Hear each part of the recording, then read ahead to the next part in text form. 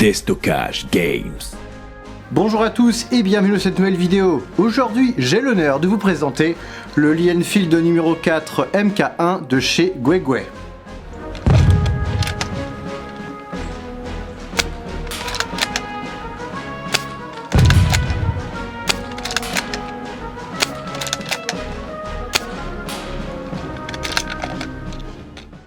Avant toute chose, je souhaite remercier Sweet Airsoft qui a pu m'accorder une grosse remise sur cette réplique et m'assurer en plus un SAV bien sympathique. J'y reviendrai plus tard. Je remercie aussi Déstockage Games, partenaire et sponsor de cette vidéo. Vous pourrez retrouver un code promo pour commander moins cher chez eux dans la description. Et un big up à mon ami Pierre pour m'avoir fait ses épaulettes correspondant à ma casquette. En plus ça rime. Vous pourrez retrouver son contact en description si vous voulez les mêmes. Et enfin je remercie Gordon Customs pour son aide. En effet pour le custom il a pu me trouver quelques adresses. Je tenais donc à le remercier. Merci encore à ses partenaires ainsi qu'à mes tipeurs et souscripteurs YouTube. C'est grâce à vous si je peux vous présenter non seulement des répliques mais aussi des répliques modifiées et pas seulement sorti de boîte. Ce fusil est sorti à l'automne 2022. Guegui l'annonçait depuis 3 ans, 4 ans, en gros depuis longtemps. Et la grande particularité annoncée de ce fusil était l'utilisation d'un clip comme source d'approvisionnement en billes. Une grande innovation meilleure que les douilles éjectables qui sont cool,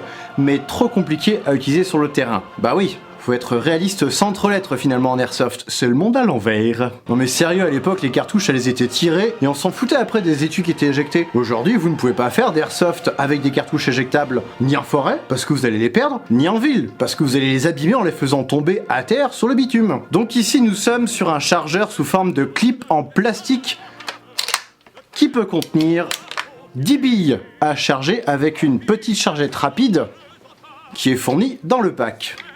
Ouais, on dirait un bateau, je l'ai dit dans mon unboxing, c'est un bateau.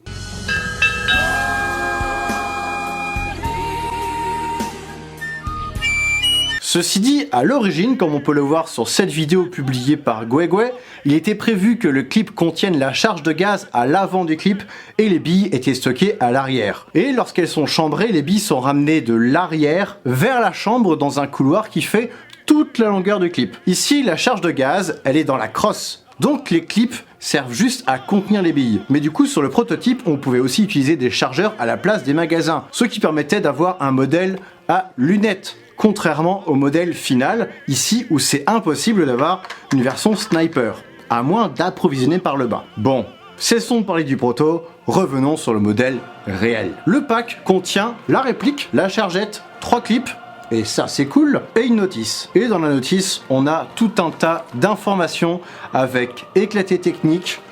La notice, elle est en plusieurs langues. On a quoi? On a du taïwanais, de l'anglais, de l'espagnol, du français et du japonais. C'est franchement très appréciable. Et donc, n'importe qui peut comprendre les manipulations de la réplique. Parce que c'est très bien expliqué avec plein de schémas, plein de photos. Ça, c'est cool. Ils ont passé du temps sur le manuel, ça fait plaisir. Vous pourrez retrouver l'unboxing sur ma chaîne si vous voulez voir la tête de ce fusil avant que je ne le modifie. Concernant les fonctionnalités de la réplique, comme je disais, on a un réservoir de gaz assez conséquent dans la crosse, qui peut permettre de tirer correctement une 60aine de billes. On peut même aller au-delà, j'étais jusqu'à 110 billes. Le remplissage se fait par l'arrière, par la plaque de couche, et je trouve que c'est habile, parce que en plus ça contribue à lester naturellement la réplique, parce que c'est vrai que l'équilibrage est plutôt pas mal, même avec le kit d'origine. Et à l'arrière, sur le réservoir, on retrouve un petit bouton qui est monté sur ressort. J'ai dû prendre le mode d'emploi pour comprendre ce que c'était. Monté sur ressort parce que la trappe de la plaque de couche va appuyer dessus pour le sécuriser. Eh bien, mesdames et messieurs, enfin madames et messieurs, vu les stats que j'ai, ceci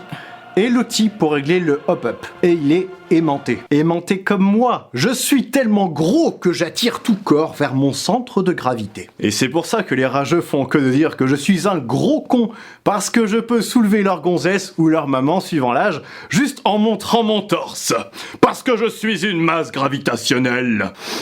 J'aurais peut-être pas dû prendre autant de Red Bull avant de tourner, moi. Donc le hop-up se règle via la vis qui se trouve à l'avant du magasin ici. On sent des petits crans lorsqu'on manipule le hop-up, mais il est assez sensible de ce que j'ai pu voir. Et on pourra facilement lever de la 0,30, tout comme vos mamans d'ailleurs, voire plus avec ce hop-up. Là, pour le coup, je le trouve pas mal. Et on retrouve au passage le numéro de série du fusil, et je vous conseille de ne pas l'effacer, ou de le noter dans un coin si vous voulez rebronzer, parce que ça peut servir à Guegui pour tracer la réplique en cas de souci. En parlant de marquage, elle n'en a nativement qu'un seul, sur le côté gauche. Numéro 4 MK1, jusque-là tout va bien. Mais ensuite on a FTR 48 pour Firearms Throw Repair 1948. Donc l'arme qui a servi comme modèle a été réparée en 1948 par l'entreprise Father Curly Royal Ordnance Factory. Donc si on garde ce marquage, exit l'utilisation en seconde guerre. Et putain, si près du but. Shot. Encore un détail après-guerre, vous faites chier les gars. Prenez des modèles VV2 qui peuvent ensuite être utilisés après la seconde guerre. Alors que l'inverse, eh ben c'est pas possible. Par contre, l'enlever risque d'être vraiment dur parce qu'on a un marquage à côté qu'il faut garder. Donc le mieux est l'ennemi du bien. J'espère que c'est pas ce que ma femme se dit en parlant de moi. Bah je préfère le garder. La réplique, elle est peinte en noir. La peinture tient plutôt bien, elle est légèrement granuleuse. Bon, si vous êtes motivé, vous pouvez la décaper pour la rebronzer. C'est peut-être ce que je vais finir par faire un jour, mais j'ai déjà passé assez de temps dessus pour le moment. La sûreté sur le côté gauche est fonctionnelle, mais uniquement lorsque le percuteur est armé. Le percuteur, il recule une fois que vous avez armé la culasse. Ça, c'est un point de réalisme sympa. Mais lorsqu'il est au repos, il n'est pas totalement collé à la culasse comme ça devrait l'être avec un vrai. On a un petit intervalle. Et c'est un peu dommage, mais bon, c'est un bon moyen de vider le gaz de la réplique. Pour le purger d'un coup, il suffit d'appuyer dessus. Je parlais des clips, ils viennent se mettre dans le magasin, ce qui est réaliste. Et le magasin, vous l'avez vu, je peux l'enlever comme un vrai en poussant le bouton à l'avant de la détente. Petit détail, j'ai l'impression qu'il est un peu court par rapport à un vrai. Et l'intérieur du magasin est monté sur ressort. Et ça, c'est fort. Oh putain, ce slogan... Waouh! Et il a un arrêtoir quand on a le chargeur qui contient au moins une bille, le clip restera bloqué dans le magasin. On a un petit bitonio à l'arrière du chargeur comme indicateur, et si c'est vide, ça ne se verrouillera pas. Et quand c'est vide, du coup, ça éjecte. Chargeur avec bille, ça reste dedans. Chargeur sans bille, ça ne tient pas. Et donc, pour les prix, je les trouve très chers individuellement. Comptez 30 € pièce. Donc on a 3 clips offerts avec la réplique, mais si vous voulez remplir une bandoulière complète, eh ben il faudra payer 60 balles en plus pour pouvoir remplir les 5 compartiments. Ça pique sérieusement, mais bon après on peut dire qu'avec ce fonctionnement, bah c'est le clip de l'année.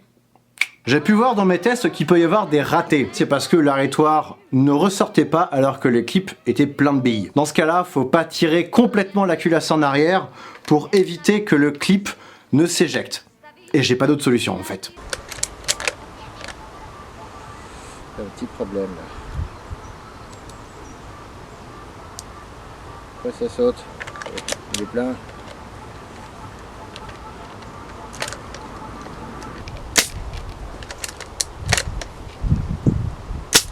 Et des fois, j'ai pu voir aussi que la bille allait sauter au moment de refermer la culasse.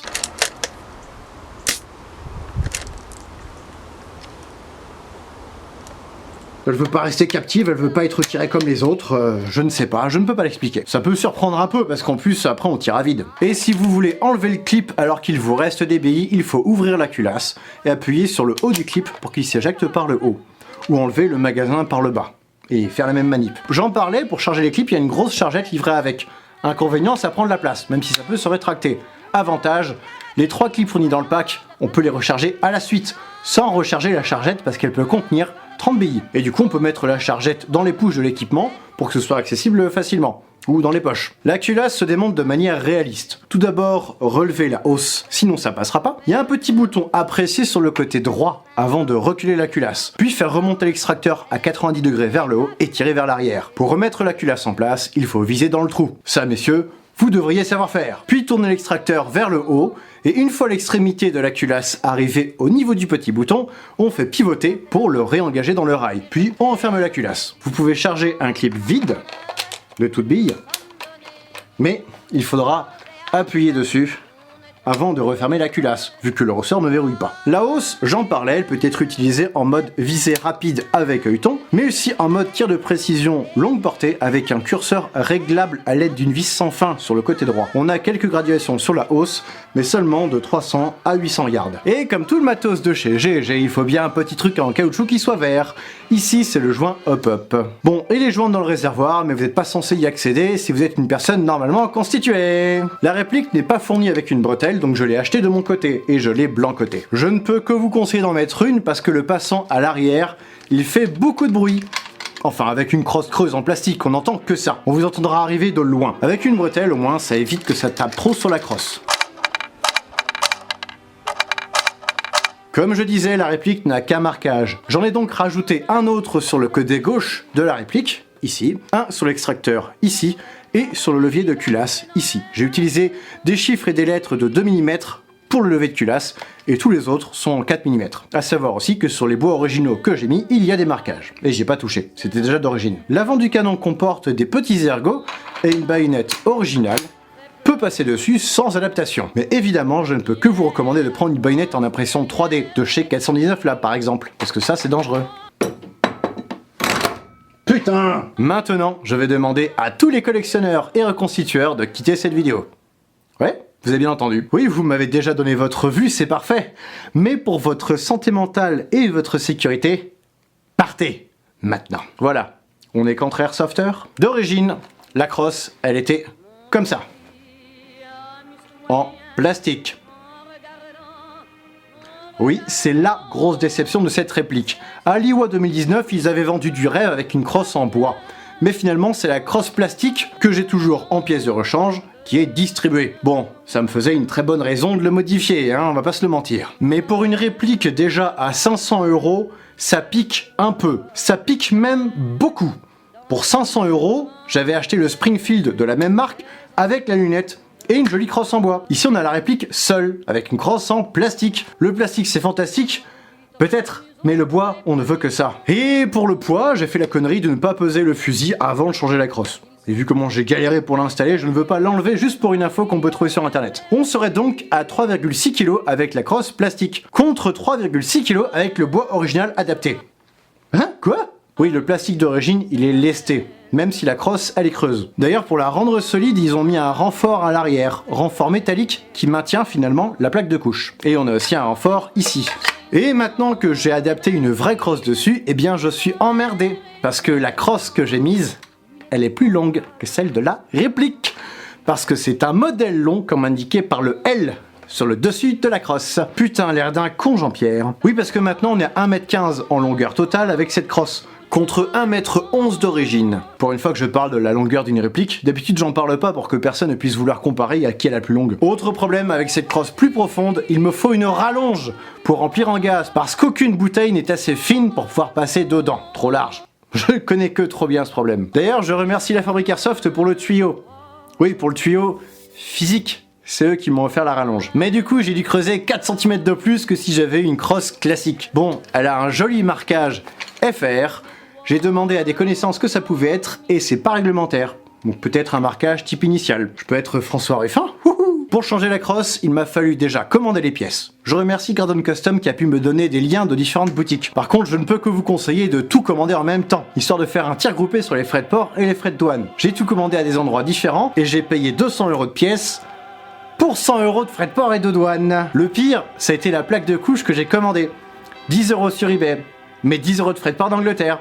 Et 10 € de douane, parce que ça vient d'Angleterre. Tout ça pour ne pas l'utiliser, parce que j'ai pas fait attention, mais y a pas la trappe. Putain les boules! Et en plus, la taille est pas parfaite, pas adaptée à ma crosse. Donc j'ai repris la plaque de couche de la réplique, du coup, avec les vis à bois de la plaque que j'ai commandée. Dans le bricolage, j'ai commandé diverses garnitures dont j'aurais pu m'en passer en vrai, parce que les pièces d'origine de la réplique pouvaient parfaitement suffire. Encore de la thune dépensée sans trop savoir. Voici donc les différents travaux que j'ai fait sur la crosse. Je ferai pas de vidéo par contre, même en timelapse, ça durerait 6 heures. D'abord, adapter la partie avant inférieure, qui va sur toute cette longueur là. Il faut creuser sur l'arrière au niveau du magasin, parce qu'on a le tuyau qui transmet le gaz qui passe par là. 2 heures de travail à coups de Dremel et ciseaux à bois. Parce qu'il faut aussi couper le renfort métallique qu'on a là. Et tout à l'avant, on a un petit cylindre ici au niveau du canon externe qui doit trouver sa place. Donc j'ai creusé à ce niveau-là aussi. 20 minutes de travail. Bon, d'origine, je crois que ce petit ergot sert à caler la crosse plastique. Mais c'était plus facile de creuser le bois que de creuser le métal. Puis j'ai adapté le garde-main supérieur arrière. Et j'ai juste eu à creuser un peu sur la fixation de la grenadière ici, parce que le garde-main est un petit peu trop épais par rapport à la repro. 20 minutes de travail. Ensuite, j'ai adapté le garde-main supérieur avant, où j'ai creusé à l'avant, ici, pour le petit ergot dont je parlais, qui fait une sorte de bourrelet sur tout le canon externe, près de la hausse. 10 minutes de travail. Et enfin, le plus dur. J'ai pris des ciseaux à bois, une mèche plate avec rallonge, des mèches à bois de tailles différentes, une perceuse, ma Dremel, des embouts, et surtout beaucoup de temps. Beaucoup de temps. J'ai passé 8 heures dessus en tout. Ma Dremel, elle chauffait tellement je la sollicitais, je vais faire des pauses. Mais du coup, quand je commençais à bien creuser, j'ai dû utiliser une frontale pour voir ce que je faisais. Et ma pire peur, c'était de passer à travers ou d'abîmer la crosse de manière irréversible. Du coup, pour anticiper ça, j'ai travaillé sans gants, en posant mes mains aux endroits où ça pouvait mal se passer, pour sentir les vibrations et la chaleur si jamais j'allais trop loin. Et aussi, j'ai mis du Chatterton à l'entrée pour être sûr que j'allais pas faire éclater le bois en tapant. Bon, ça m'a pas empêché d'avoir quelques fissures, mais rien de grave. C'est dans le sens du bois. J'ai mis de la colle à bois ainsi que de la pâte à bois teintée au brou de noix alors que c'était encore frais. Parce que l'idée principale, c'était de faire passer dans la crosse le réservoir de gaz qui est assez massif, ainsi que la vis qui permet de relier le réservoir au mécanisme et aussi de solidariser la crosse. Et vu qu'il y a de la tension sur cette partie-là, c'est une pièce vachement importante cette putain de vis. Et comme un con, comme un gros con, j'ai coincé plusieurs fois la vis dans la crosse au moment de creuser pour voir pendant mes tests, parce que l'angle n'était pas bon d'origine. Et j'ai tapé dessus au marteau pour la décoincer sur le pas de vis. Sauf que je pensais pas que ça plierait aussi facilement la vis en question, qui est en alu a priori. Résultat, j'ai endommagé de manière irréversible cette putain de vis, et j'ai dû en racheter une autre auprès de G&G. C'est passé par Sweet Airsoft, voilà pourquoi je disais que je les remerciais pour les SAV. Cette bourde m'a fait perdre 100 € et 3 semaines. Et surtout, j'avais peur d'avoir définitivement pété la réplique. Et oui, le souci de tenter des trucs, c'est que des fois, ça peut échouer. Et quand on travaille sur une réplique à 500 boules, plus 300 boules de pièces originales, je peux vous dire que j'ai très mal dormi pendant cette période. Ah oui aussi, le souci d'acheter une réplique et de la recevoir avant tout le monde, c'est qu'il n'y a pas de tuto pour le démontage. Donc j'ai un peu galéré parce que l'éclaté technique qu'il y a dans la notice, bon, je disais il est là, c'est super, et ben il précise pas tout. En effet, sur l'éclaté, il manque une pièce qui peut-être a été rajoutée après la rédaction de la notice. C'est une sorte de trompe coudée qui arrive sur la vis dans le réservoir, et cette trompe elle est juste glissée dans la vis principale. Je sais pas trop à quoi elle sert en vrai. Pour les démontages, désolé mais je le ferai pas en vidéo, parce que vous ne verrez rien puisque c'est profond. Je vous donne la théorie. Il faut d'abord démonter la plaque de couche, démonter les vis à l'arrière du réservoir, qu'il faut vider avant évidemment, puis vous enlevez le joint, celui-là, vert spécifique G&G, et vous prenez une pince pour enlever la sorte de trompe qui est emboîtée dans la vis centrale. Puis une fois enlevé, vous pouvez dévisser la vis centrale avec une clé de 13. Et voilà, vous avez démonté votre crosse. Pour remonter le tout, faire tout en sens inverse. Et petit conseil, mettez de la graisse sur le joint là, pour qu'il soit bien plaqué dans son emplacement. Et vissez d'abord les 4 vis latérales, mais doucement, en serrant progressivement. Sinon le joint va être écrasé et se rétracter vers l'intérieur. Donc vous aurez des fuites. Et si vous démontez intégralement le réservoir, il y a le même joint de l'autre côté. Et si vous avez des fuites, eh bien comptez sur moi pour me moquer de vous. Et oui, parce que c'est pour vous rendre service. Je serai là pour en rajouter une couche. Couche, fuite, vous l'avez? Humour de maison de retraite, désolé. Et je peux vous assurer que le pire moment dans la vie d'un airsofter bricoleur, c'est au moment où vous prenez la bouteille de gaz après avoir remonté la réplique. Je peux vous dire qu'à ce moment-là, vous devenez croyant si vous êtes athée. Et polythéiste si vous croyez déjà en Dieu. Parce que vous allez croire en Dieu, et en moi finalement. Après, ça revient au même. Hein. Pourquoi c'est le pire moment? Parce qu'à l'instant où vous mettiez du gaz dans le réservoir, vous pourrez tout de suite entendre s'il y a une fuite. Et ce petit bruit de fuite, ce petit... c'est le pire son qu'un airsofter peut entendre. Presque aussi insoutenable qu'une vidéo de moi sans pouce bleu, c'est dire. Bon, on va enfin pouvoir arrêter le blabla et écouter la jolie musique libre de droit qui viendra illustrer le test de tir. D'abord un test chronie à la 0,20, puis un test de tir à la 0,36 à 35 mètres, et enfin un test de portée.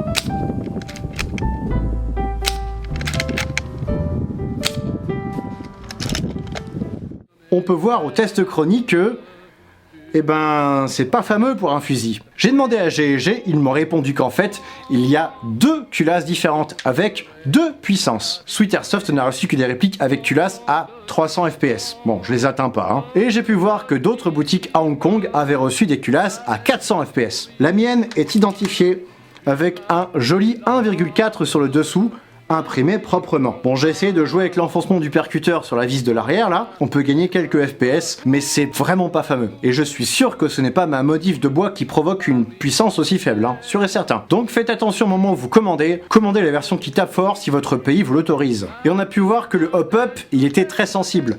J'ai vraiment galéré pour trouver le bon réglage, et en début de réservoir de gaz, vous avez un effet hop-up plus appuyé qu'à la fin du réservoir. Ça, c'est le problème des répliques à gaz. Et avec un réservoir de gaz, j'ai pu tirer une centaine de billes avant de devoir recharger en gaz. Mais les 30 dernières billes, en gros, tombent trop rapidement. Donc faut pas hésiter à recharger en gaz, en gros tous les 5 à 6 clips, pour pouvoir retrouver des performances optimales. Donc pour conclure, c'est un fusil, mine de rien, assez compliqué à appréhender. Encore plus à modifier si vous voulez adapter une vraie crosse. J'en ai jamais autant chié de toute ma vie pour une réplique. Je vous assure, même le Garand Marochine était plus simple, avec moins de matos. J'ai mis une semaine complète pour écrire ce texte pour cette vidéo, du coup tellement j'avais à dire. Comme quoi, avoir une réplique G&G qui tire correctement, ça se mérite. Vous l'avez? Ça se mérite, ça se... Voici ce qui conclut cette vidéo, j'espère qu'elle vous aura plu. Si c'est le cas, n'hésitez pas à laisser un pouce bleu, un commentaire, à vous abonner et à partager cette vidéo. Je remercie encore Sweet Airsoft et Destockage Games pour leur soutien, et je remercie également mes amis Pierre et Seb pour l'aide apportée dans la tenue et l'écriture. Petite blague. Et quant à moi, je vous donne rendez-vous prochainement pour de nouvelles vidéos. Salut!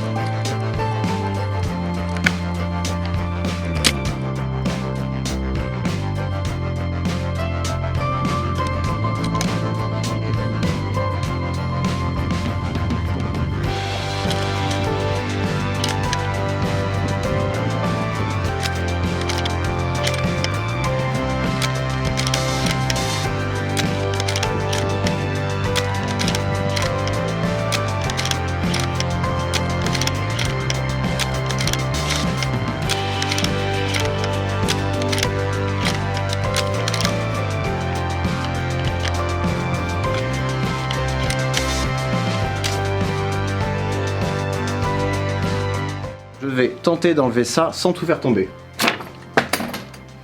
Presque.